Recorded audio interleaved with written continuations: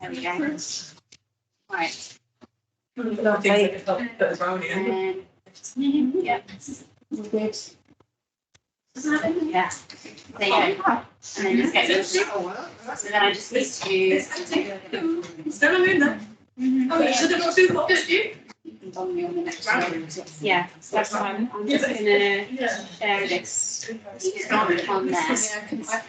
To do it in the program, or we probably do it this way. They can see it both ways. Yeah, and then I can follow the chat. You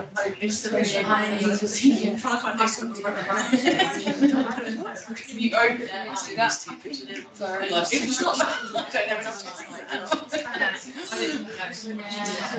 You'll be like, Oh, that's brownie. yeah, well, it's like, yeah.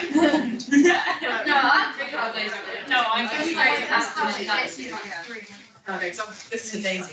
You need to do that. Yes, lovely. Okay. Hello, everybody. So I don't think we've met before. My name is India. Guys, can you pay attention? Yeah. Are we ready? Right, off we go. So, hello everyone, my name's India. I don't think we've met before. You might have come across me on the emails, maybe some of you. I've definitely recognised a couple of faces, but generally speaking, this is our first introduction. So I am one of the IQAs at Sparshot. If you could move me over to my next slide, please. Thank you. Next.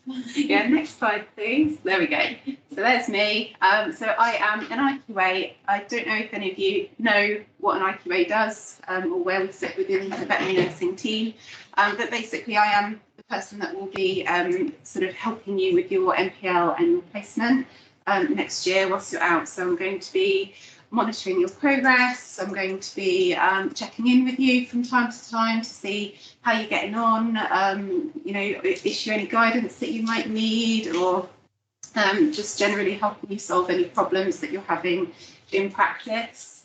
I will also come along and do something called sampling on your MPL as well. So it's kind of a little bit like marking. We come in and we have a look at what you're doing and how you're doing it on the MPL. You'll come to learn it's a bit of a skill and a process, the MPL. So there are lots of different ways to kind of record things, and there is a bit of a trick to doing it. So again, I will come in and sort of teach you how to do it in the Sparshot way. Tends to happen periodically throughout the year. And I will also hopefully by next year be able to come out and visit you in practice as well. We haven't been able to for the last year with everything that's been going on, so we've mainly been remote, but hopefully next year I can get out on the road, which would be lovely. I will also be giving you some MPL training and support later in the year. It's probably not going to be towards, it'll be probably towards sort of November time-ish. So don't worry too much about that if it's all still very alien to you. That will come in time. I'll also send you any important updates that you need to know, and I'll be generally a point of contact for you along with your academic tutor as well. Next slide, please. Thank you. Okay, so a couple of things I'm going to go over today. We're going to talk about the aims of your industrial placement. It's fairly self-explanatory, but we'll cover it quickly anyway. We're also going to talk about how you go about finding and securing a placement ready for next year, and some other sort of hints and tips and things that you need to know before that happens. Thank you. Okay, so the aims of your placement next year, first and foremost, it is to give you the confidence and the experience before you become a fully fledged RVN, you go out into the world and get your first job in veterinary nursing. So obviously we've got the MPL. Yeah. Sorry, is this on Ledge? Not yet, but it will be. I'm hopeless with Ledge, so I'll get Joe to do that. So yeah, the MPL is obviously the biggie that you also need to do whilst you're out. It will be start to finish, so you've got the full year to do the whole MPL. And whilst you complete your MPL, you will be attending to your day one skills and competencies and learning the practical elements of the course. So again, I will come in and make sure that you've met those all adequately. It's also, you know, a really valuable life work experience. I imagine many of you, you know, you've probably all had jobs before, but it'll help you to learn a little bit more about our industry and the world that you're going into.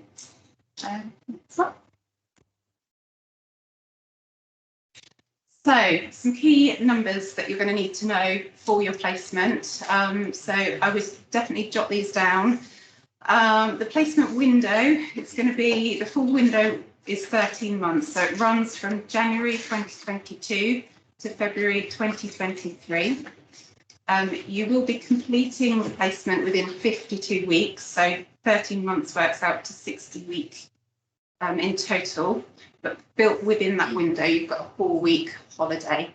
So we say holiday, that's basically any time that you could use towards time off or possibly sickness, hopefully not too much, or, you know, just other general life things that you need to attend to. So it's just really to give you that buffer to get in your full time and the hours that you're going to need to gain to complete your NPL. You will need to have completed a grand total of 1,800 hours whilst you're on your placement. So I would recommend, you don't have to think about this yet, but when you do start, to find a system that works for you in terms of recording those hours. So it might be an Excel spreadsheet or, you know, keeping copies of your rota perhaps. It's something that you will need to kind of show and provide at the end of the course. So definitely keep tabs on what you're doing. In terms of the hours that you're going to be out in placement, it's a full-time placement. So anything from about, I think we say 32, don't we? 32 hours up to 40 hours a week. We don't want to see you doing any more than 40 hours because that's going to just be too much for you all, to be honest, with everything else you've got going on in your NPL constraints as well on top of that. And certainly nothing under 15 hours a week. I mean, you might have the occasional week maybe where you might take part of the week as holiday or you might be poorly. If that was to drop below 15 hours, you wouldn't be able to count that as part of your kind of week count. So you've got, again, the 52 weeks that you need to consider there. So anything less than 15 hours a week doesn't count. So what if you took like a week off, but you had, say, like the Monday, you've done 8 hours? Yeah, so that wouldn't count. You can't count that towards it, unfortunately. So it's something to bear in mind when you are thinking about booking holidays. Try and take that full week if you can.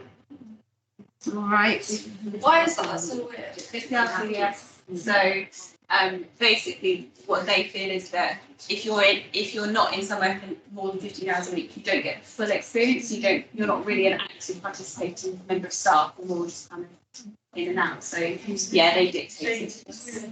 Or if you're taking a holiday, just that 1 week, like. Well, that's fine, because then the rest of it, because you've still got the remaining weeks. So just for that week, you would have that week from the county. But as India said, you've got 4 weeks buffer, so you could have it. But as long as you may well find in the practice you go to that they're not particularly happy with it. Just one year. So say if you still. Yeah. That's okay. Yeah, we're just discussing it that you can still obviously take, you've got 4 weeks holidays, you can take them as whole weeks. Yeah. Like you can't take a day off during the week. I mean, you could do, As long as you're under 15 hours. but as long as you, yeah. So that's the critical thing. So you could do, and if, for example, if you had, if you only took like the 8 hours off of the Monday, then you'd still have 32 hours in that week. So that would be fine. But it's just if you're kind of trying to almost like jigsaw, that's when you need to be careful. And so this is based on weeks, not hours. The amount of hours you do is based on the amount of weeks. Yes. Yeah. I mean, both things considered, but yeah. So yeah, the 52 weeks and the 1,800. As long as you're hitting both of those, you should be fine. I mean, I suppose when you think about it, most jobs will give you a 4-week holiday in the year anyway. So you know, there's not too much difference there. And again, as long as you're taking your normal holidays and you don't have too many sort of you know, absences for other reasons, sickness and so on, to be too worried about, then it shouldn't be too much of a problem. We find most students manage to hit that 1,800 hours requirement and complete their NPL in that window without any problems. So try not to worry about it. Might be coming up to it next, I'm not sure, but are you allowed to do nights, or what if your practice asks you to do nights, or are you excluded from, because I remember last time it was excluded, wasn't Yeah, so the honest answer is nights are always a tricky one in that they don't technically come under your working week. Same with overtime.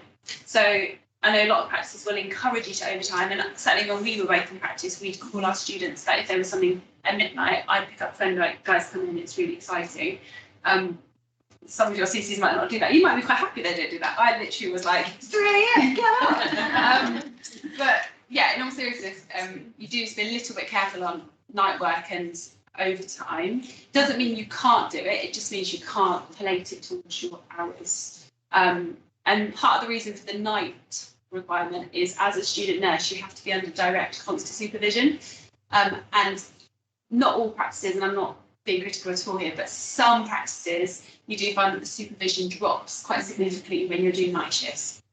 And we just don't want you to be put in that position, because it is a heck of a lot of pressure as a junior nurse. And there will be plenty of weeks when you can be at the practice as a qualified and literally never see your family ever again. But as a student, the supervision is the critical thing. So I think if you are in a position where they offer you night work, of course you can do it if you're supervised, but the RCVS is quite specific that it shouldn't go towards your And hours. certainly if you feel that for you it's asking quite a lot of you as well. I mean, you will find when you get out on placement, it can be quite intense. I'm sure you've already realised that, a year into the course, but you might feel that you're not ready to take on night work on top of everything else as an aside. So, do be mindful of how you're feeling whilst you're out on placement. Because I spoke to my practice, and they've already offered me a placement, which is great. And they said, yeah, what we'll do is we'll just stick you on the rota like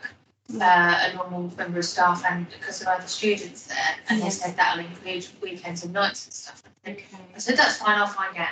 But if it's not going to count towards hours, then I suppose you don't want to do your 40 hours a week and then do nights just because they want you to. If you're able to say, oh no, the RCVS don't want you to do nights, then perhaps you can say that. And then It's certainly a balance. As I say, from an experience point of view, it is the out of hours when stuff comes in. So, as I say, what I used to have with my students when I was a CC is we'd have a flexible kind of agreement.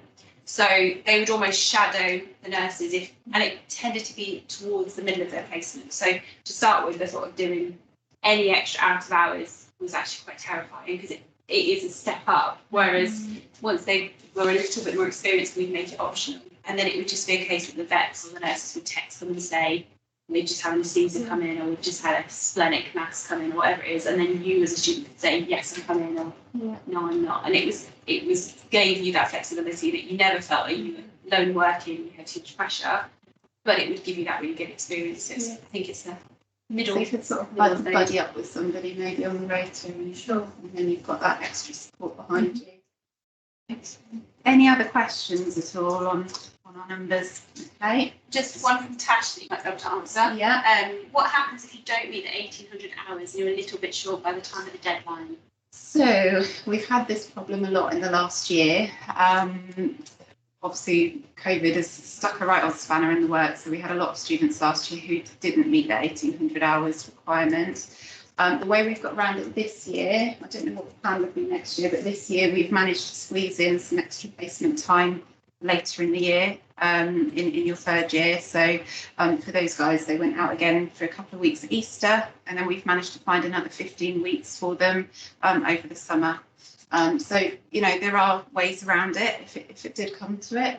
Hopefully it won't. I don't know if there'd be any other different plans for this year that you guys have in mind. I think it all depends on how COVID continues.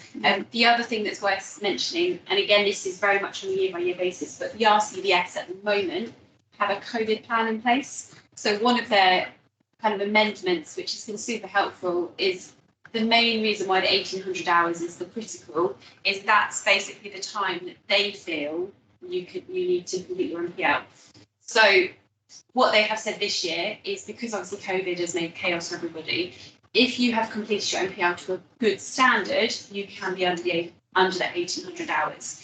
So they have said to us it's standing at the moment obviously they are very much like we are, like let's see how COVID develops, but that is certainly something they've put in place for similar cohorts. So if you guys find that your replacement and COVID is still the menace to society, then again they have contingency plans in place. So we'd like to think that contingency Yeah, plan won't hopefully remain it'll in be place because we gone, won't need worry. it. But yeah, I think we just have to see how that one goes Yeah. really. Could I just check as well, are Yeah. weekends the same as nights, are they not counted as well? it depends on what agreement you have with the practice. So if they're day shifts, certainly we've had students in the past that have worked like Monday, Tuesday, Wednesday, Thursday, Saturday, then we're happy for that. The main conversation would be, again, the supervision. So if you are with, again, one of the things we used to do, because it doesn't have to necessarily be a registered nurse that supervises you, it could be a vet surgeon.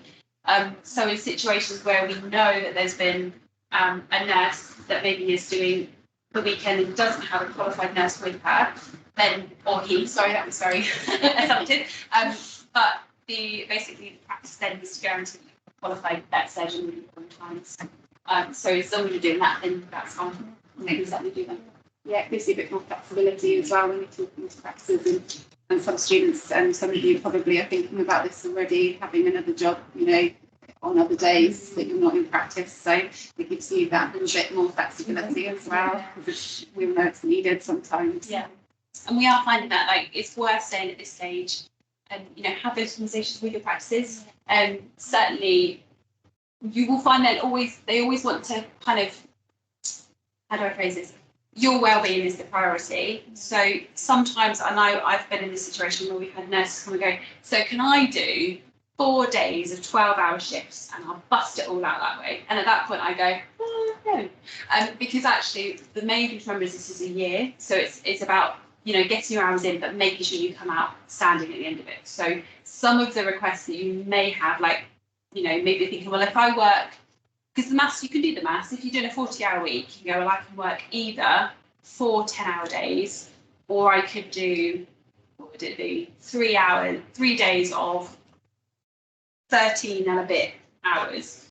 13 and a bit hours of the shift is horrendous. There's and as somebody who regularly does stupid hours, I've seen her do it. stupid hours, I wouldn't recommend it as a long-term thing. So that's the thing to remember is, whilst we want you to be able to, of course, have a life, and going into it, doing a 4-day week is nice, and if you're balancing work and stuff, that's great. But just be prepared that your practice needs you to be standing at the end of it. So just be a little bit careful with yourselves. Don't kind of go in and promise I'll do this many hours. There are some nurses that have one of the third years who is last year's third year, so she's just graduated.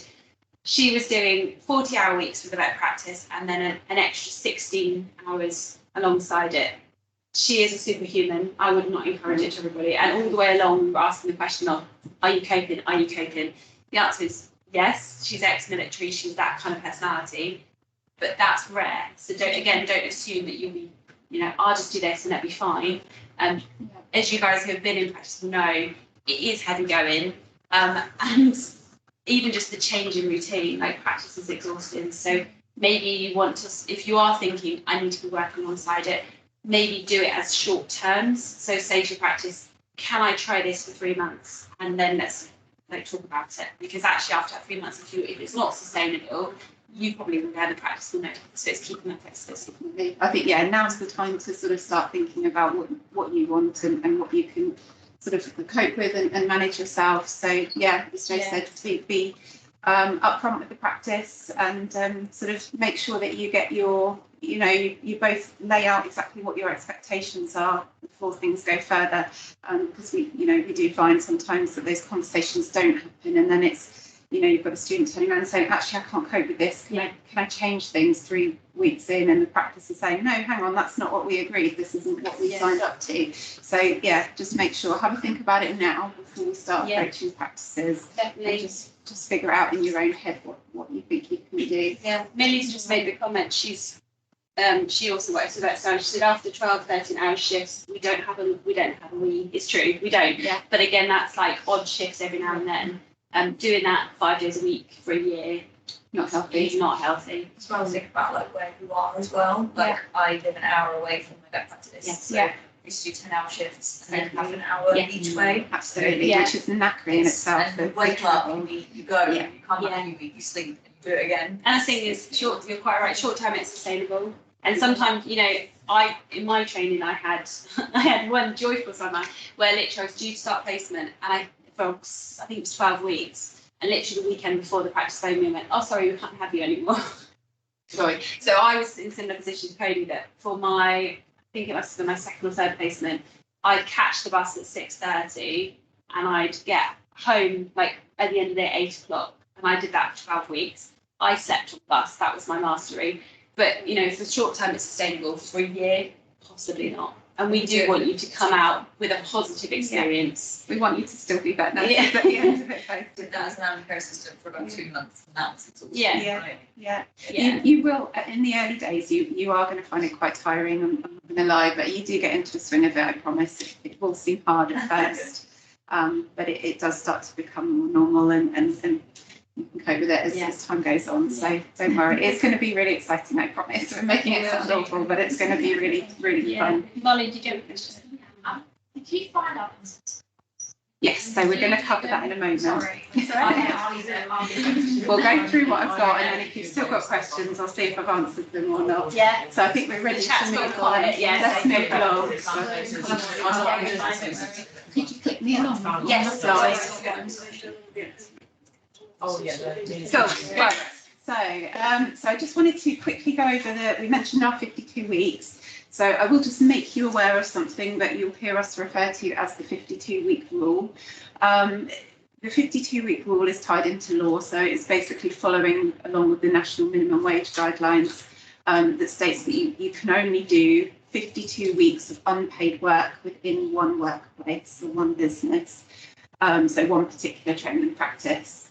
So the reason I just want to mention this, I think we had a question earlier about what happens if I haven't finished my 1,800 hours. Now, if you have hit your 52 weeks within that practice, so 52 weeks of 15 hours or more a week, you wouldn't be able to go back into that first practice to complete your 1,800 hours. We would have to find you another placement. So it's just something to be aware of. Hopefully for most of you, that's not going to be a problem. It has been more of an issue this last year because of COVID.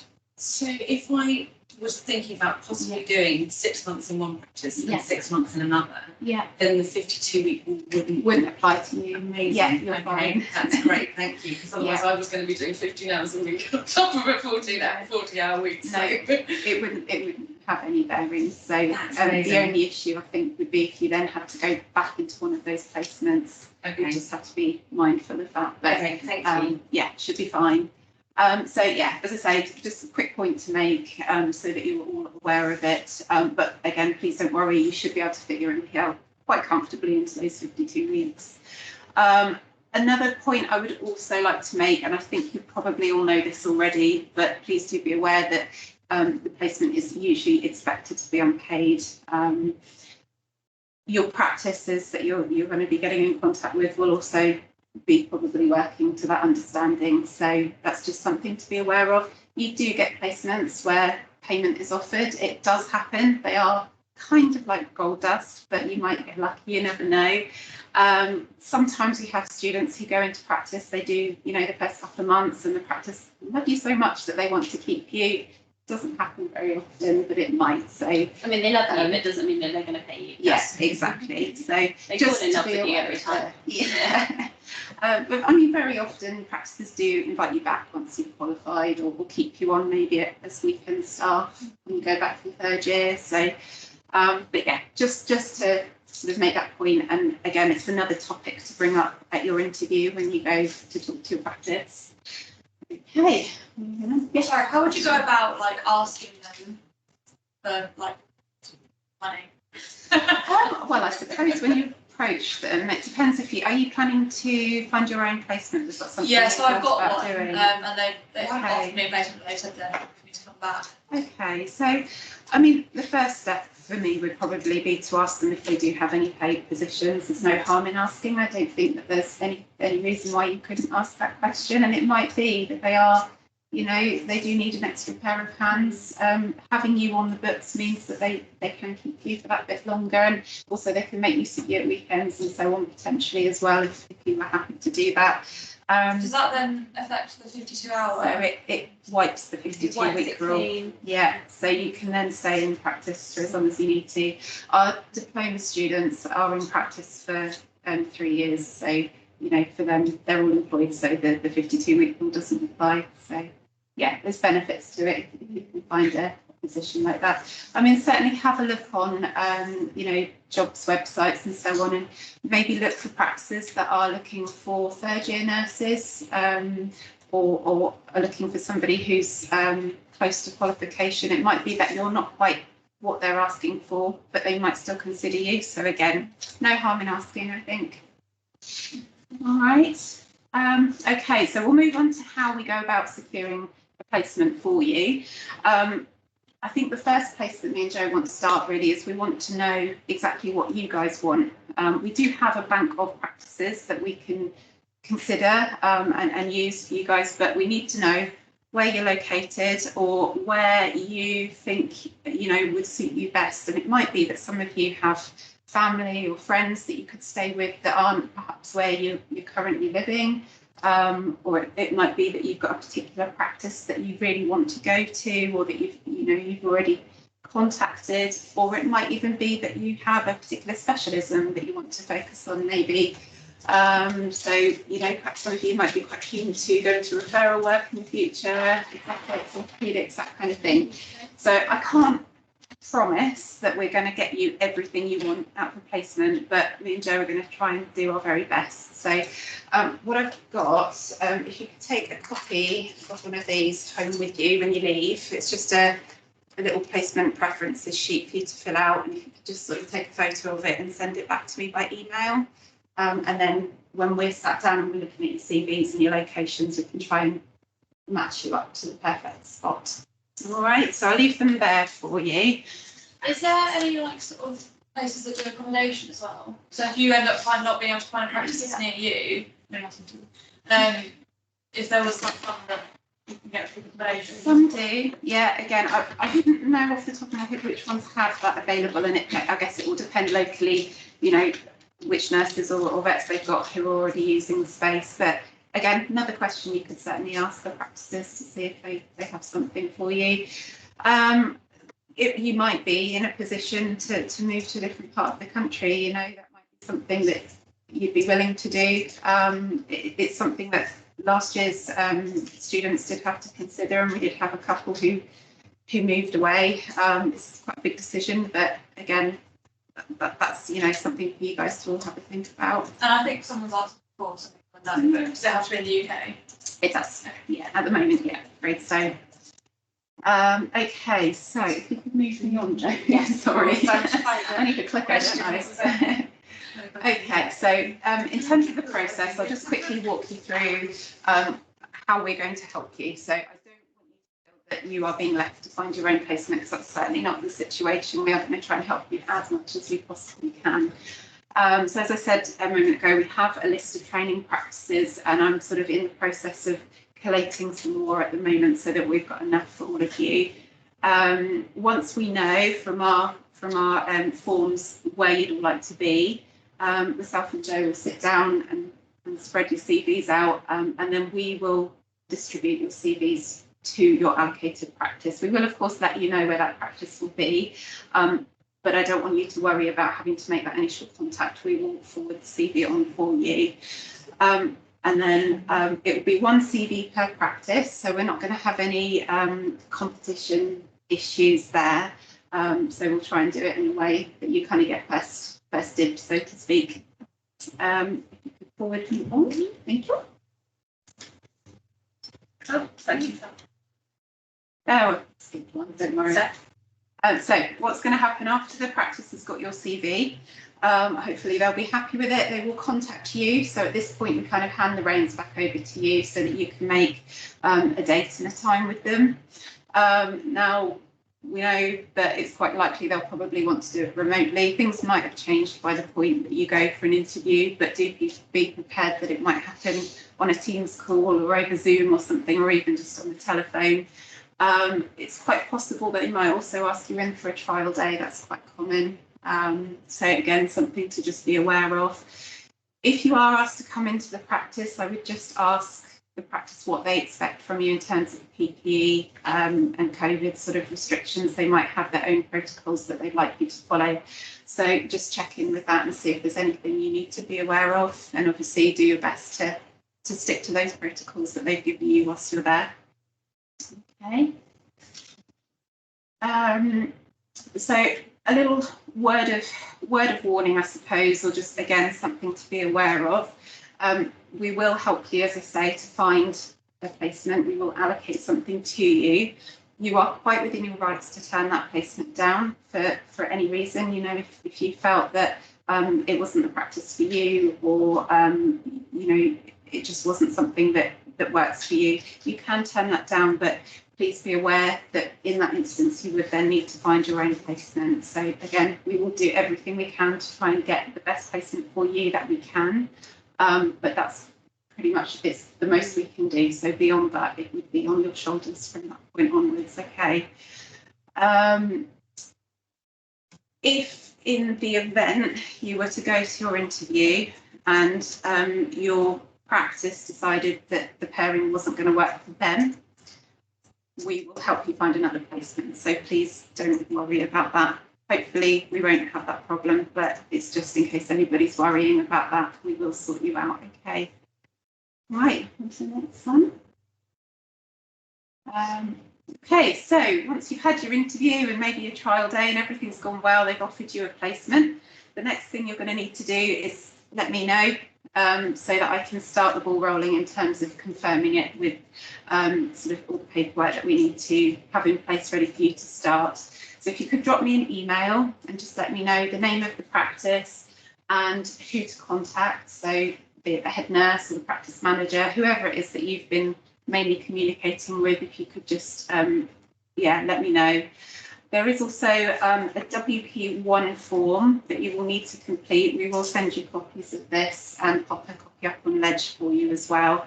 So it's just, again, it's very similar. It sort of asks you for all the details of the practice, the address, the telephone numbers, all that sort of thing.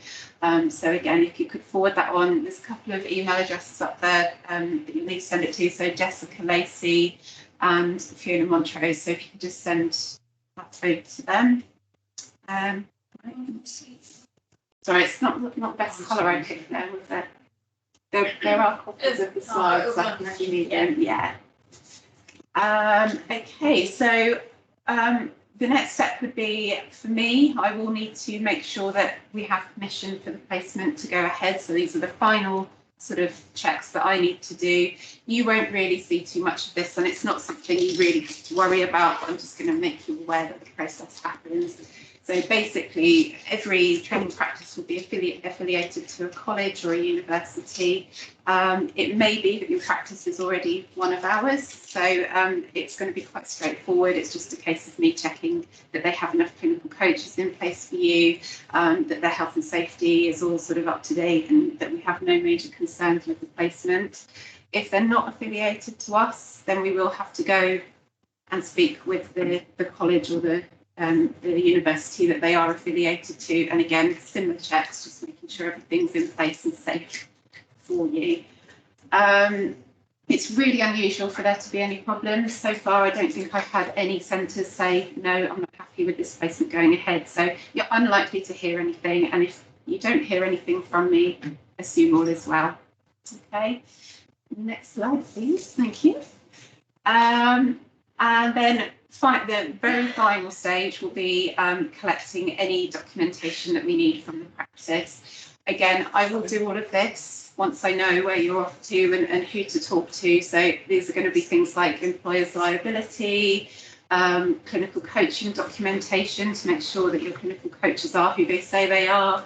And there is also a formal agreement that we ask the practice to sign. So again, I will sort all of this out. Don't worry too much about it. I may, if I'm having trouble contacting the practice, or they're not coming back to me because they're very busy places at the moment. It might be that I occasionally ask some of you to drop in and give them a bit of a nudge for me, but we'll cross that bridge when we come to it.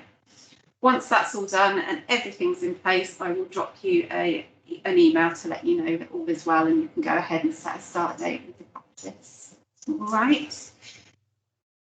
If you get lost in this process and you're not quite sure what's coming next, do have a look back on the slide. You can also look at a placement handbook for you.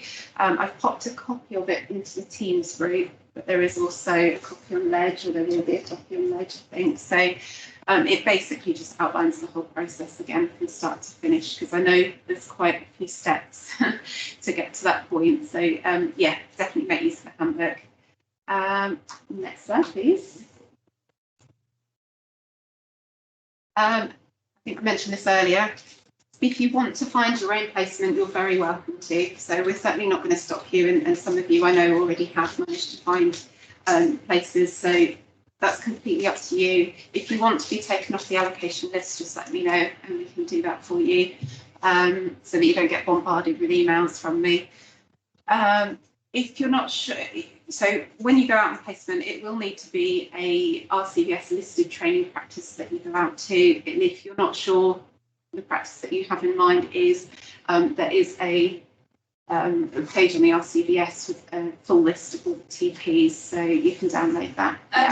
So I haven't completely confirmed the practice yet, but I've spoken to them about it, and I still be on this and email you. Yeah, totally. Yeah, absolutely, no problem. So yeah, as I said earlier, the main thing really is that they've got the resources in place, so they have all the equipment that you're going to need to complete your MPL, and also that they've got enough staff. So if ideally you need to have a clinical coach who isn't too overwhelmed. We don't want them to have too many other students that they're looking after, so that they have enough time to spend with you. And also, there needs to be enough suitably qualified people around to support you when they're not around as well. So yeah, these are all the checks that I'm going to be making, but it's something as well to bear in mind if you are making those inquiries yourself, just to make sure that they are in a situation where they could take you, and they're definitely a TP. Okay, next slide, please. So when, I think we've already kind of covered this, but when you start going out and speaking to your practices and having your interviews, do bear in mind, this is no different to starting a new job.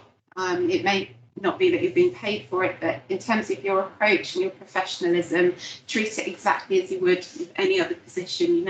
Go in with a smile, perhaps when COVID has eased a little bit, shake their hands, be polite, be courteous, ask if there's anything you can do and to help. Yeah. So with the whole shaking hands, how would you approach someone and actually being polite without shaking their hand? It's so awkward, isn't it? Because you're so used to shaking someone's hand, but you can't. So you're I tend to say I would shake your hand, but I'm not going to because of COVID. But yeah, I feel so unprofessional saying that. Yeah. Elbows. Yeah. But it's to be fair, it's just as easy to say, I would normally, but because of COVID, and I think everybody's used to it. It shows that you thought about it. Yeah. But yeah, a big smile is usually a good attribute to carry with you. And when you have your interviews, ask lots of questions, show that you're interested. A practice, certainly when I was a clinical coach myself, I would always look for a student who was switched on and who wanted to be there, who showed me that they really cared about the placement and asked lots and lots of questions. So that would be my top tip, really, would just be have a list of questions ready, maybe do a little bit of background research on the company as well, and even have a little nosy through the staff pages, get to know some of the faces. There's no harm in showing that you really, really want this. I would also say that, as we mentioned earlier, it's quite important that you lay out your expectations and,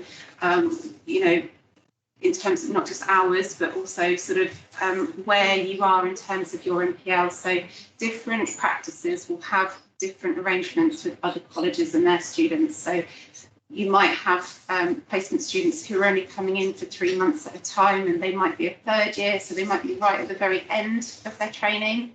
For you guys, you know, you're at the beginning of your NPL, so make them aware of that. Let them know that you're going to need that early day support, because for some of you, this is all going to be very, very new experience.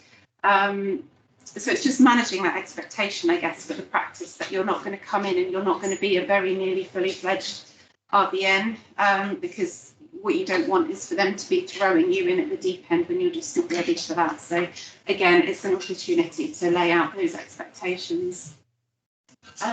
Also be aware that they are very busy. All practices are incredibly busy at the moment. So if they don't come back to you, see you later. Thank you.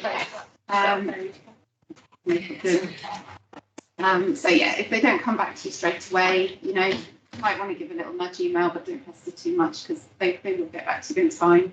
You can always ask me or Joe as well, and we can tie things up for you. Okay. I think we can move on. So it would just be worth, with all of that in mind, just to review the code of conduct before you go out, have a good read through, and just make sure that you have familiarised yourself, you know, with the areas within there in terms of professional behaviours.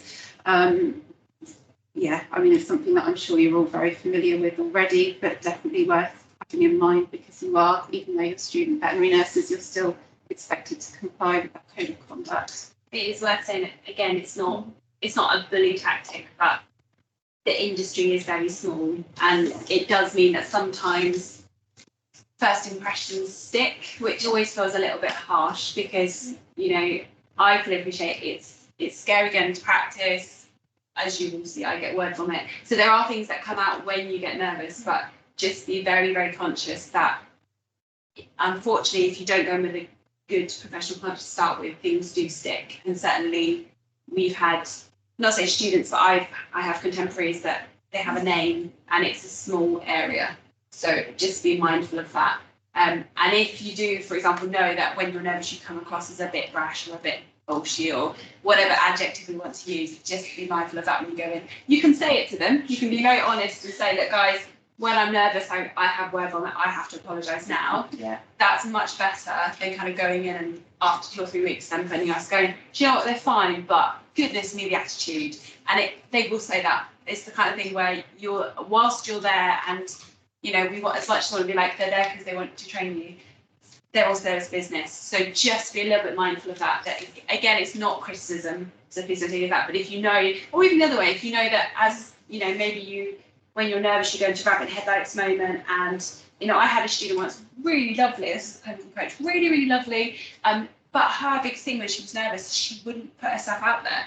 So she'd be so desperate to not fail that she just wouldn't do anything. And I didn't realise, after like a month, I was like, what are you doing? And the phrase that we all throw at people, which now on the other side I hate, is you don't show initiative. That's the big one. But it's, you know, if you know that you're going to be rabbit headlights or you're just going to struggle, again, have those conversations nice and early, because we can do stuff to help you. The clinical coaches want you to succeed, but it's just that kind of little part. Why? Do you feedback to us? We can, certainly. No, is it, I like to know, like, Yeah, of course. I think I would probably play it on a case-by-case basis. So if you'd said to me, I want to know what's been said, and I think if it was appropriate to do so, then I would absolutely share that with you and be honest with you.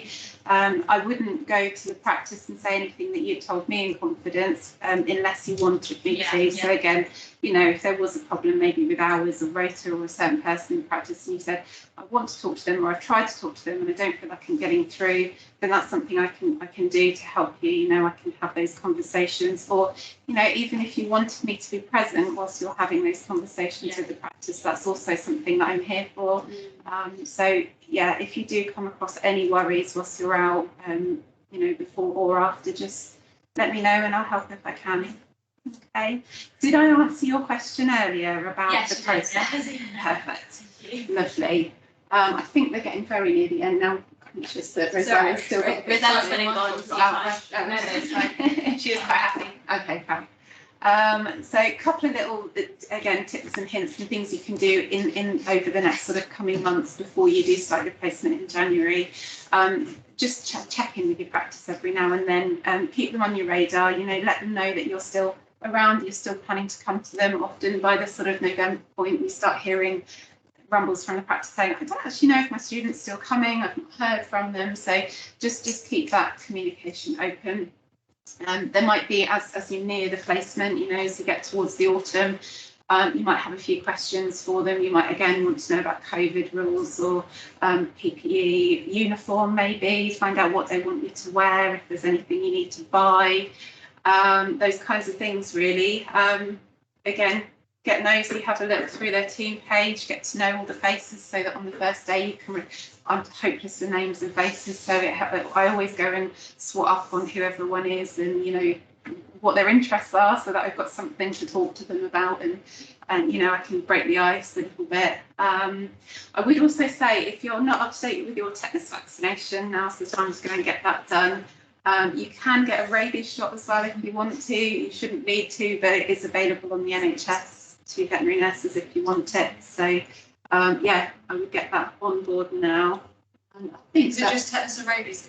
just tetanus really, but rabies is there if you want it. If Why not? if you want to go to exotics, it's worth having. But so you just contact the doctor. Yeah. So you probably had, if you're kind of how old you are, you would have had it at A level. So like 17, 18 would have been your last mandatory. Yeah, I think I've had my rabies. So yeah, but ask them. If you've done any travel, you know, sort of overseas, then you might have had it. I've had one, so yeah. Right. Tetanus. Oh, I think you have a course as a child. Yeah, it's as and when. So if you had a particular injury and you weren't covered, sort of, I think it's usually in the last 3 years, they often recommend that you have another one. But you tend to have like a course as a child, and then that tends to cover you for the rest of your life. If you cut yourself. Yeah. Yeah.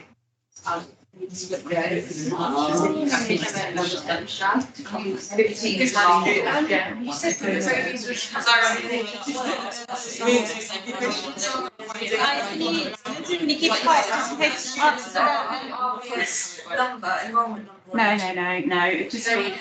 Just be okay. No, I think £200. yeah, it should. It might have changed. I'll be honest. It's been a while since I've asked the question, but last time I asked, they said that I was entitled to it because of my job. So. Would they not ask for proof? No. When I asked before, they didn't. So maybe just give your GP a ring and see what the current rules are. But yeah, it was available last time I tried. You're right. It's about £300 if you don't need it. So yeah. Okay, so I think that's the end. Yeah, it's going to be an amazing year for all of you. You're going to have such a good time. I promise it's going to be amazing, and you are going to be different people by the end of it. You will be so surprised at how much you've picked up, and you'll go into it feeling like you don't know what you're doing, and you know, you feel a bit all over the place, and by the end of it you will feel so confident and ready to go into the world as a qualified nurse. So enjoy it. It's going to be amazing. It will be scary, but it's going to be worth it. All right, and I look forward to getting to know you all a bit better as well. So just got one question from Lucy, which again probably other people have been thinking about assignments whilst on placement. So it is worth mentioning that in terms of your second year, so the way that it's all set up is you do your next term, which is your teaching second year.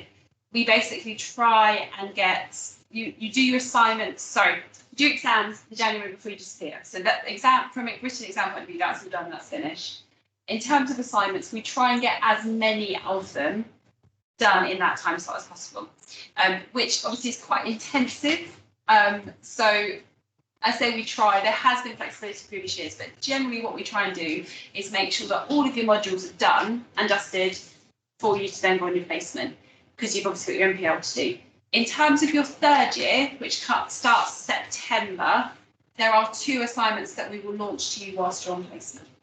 So just because otherwise you come back in February and we go, right guys, OSCEs, here have 10 million assignments, and then at that point you lose your mind and hate us forever. And that's not what we want to do. So there are some that come out in your third year, but again, we will make sure you get those well ahead of schedule. We tend to do quite long kind of submission dates on those as well.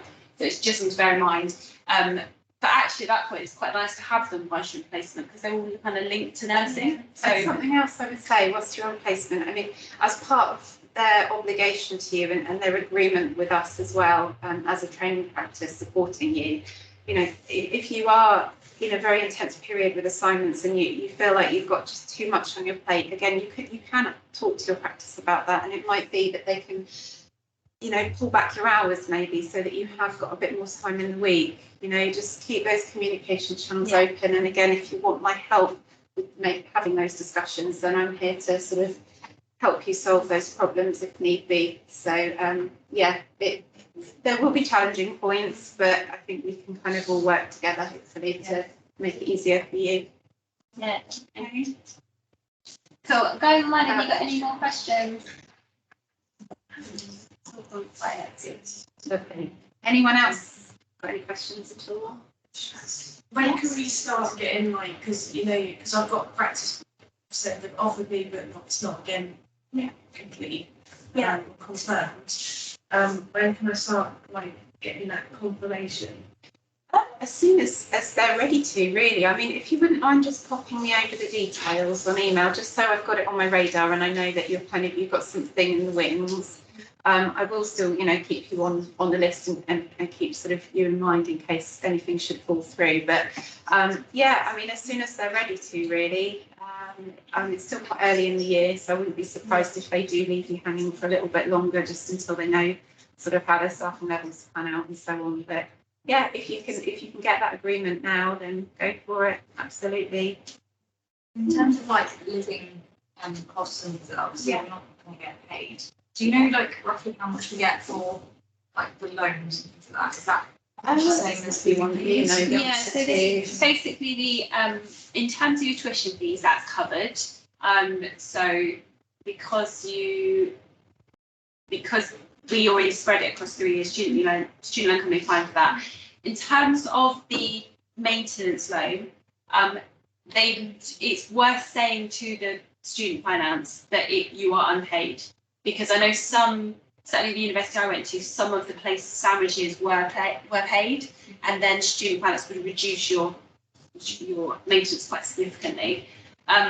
So do make sure you tell them that, because I think it drops a little bit, but it's not a huge amount.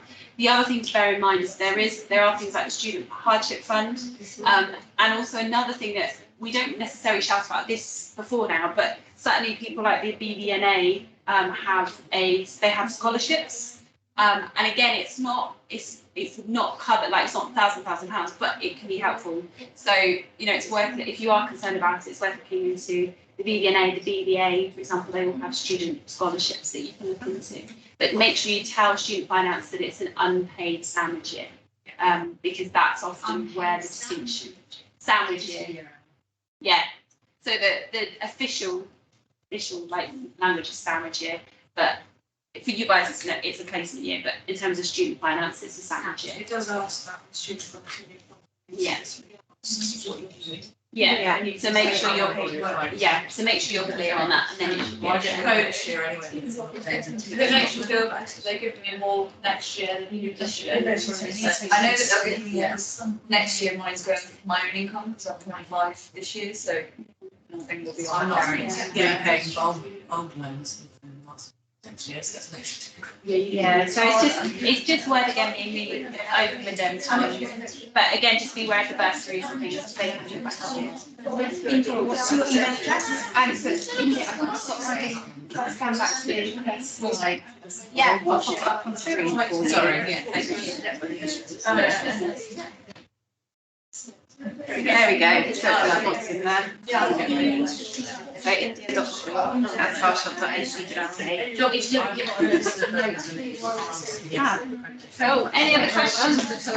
You guys all happy? Everyone looks happy? Yeah. So is there anything you need to No, I think we're okay. The only thing I need to do is grab Rachel's ID, and I've got Danielle's ID here for you. Yeah. But otherwise, you guys are free to disappear. So next week we will have Rick's Story Box for you guys online. So I'll see you when you're back. Thank you very much for that. It's really lovely to meet you all. I'm looking forward to getting to know you better. So, yeah. My email Joe like a couple weeks ago saying like, I was gonna say, can we have a second brownie, Joe? Just, you can't be taking them all home. If you can leave one for Emma, that would be the joy. And if you could all grab one of those for me as well, that's really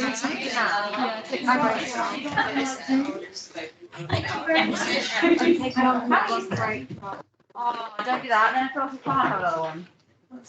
Can't, can I? Oh, no, open that pot now, it's much bigger. This one, cool. Yeah. I got one from now. Oh, that's all of my one. All right, yeah. That must be. I'm not doing it.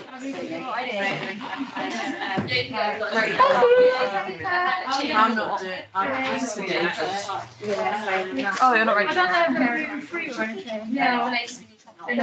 Oh, wait, we need. You're also not dairy free. I don't know if you're No, gonna there is do like one thing. Sorry. There's loads here.